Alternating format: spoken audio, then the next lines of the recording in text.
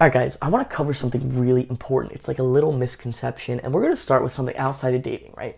Let's talk about if you're looking for a job, right? If you're looking for a job, you only need one job. So if you apply to 1,000 jobs and you got the one dream job, that's all that mattered. So your success rate could be well below 1%. With dating, you want your success rate a little bit higher, but I want you to keep that in mind. Your success rate does not need to be that high. Now, that does not mean just throw things at the wall. Because some guys go too far and they say it's a numbers game and they're just like really direct. Like I knew a guy who would just be like, he would go up to him and be like, hey, I want to know you. Like, give me your number so we can get to know each other better another time. I think he asks enough women. Some would give him his number, some would show up.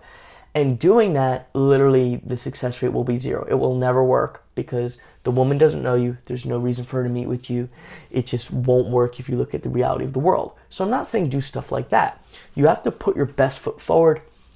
You have to know how to connect with women. You have to know how to go through the process of meeting to becoming intimate. But just keep in mind those numbers, right?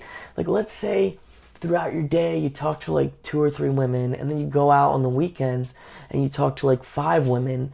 Literally, if you're starting off, if like you get one date a week, like you could have a really good dating life, right? If like think of this at the most conservative, if you're talking like 10 or 20 women a week or 30 and you get one date, right? And then your dates aren't so good and you end up being physical with one of those women.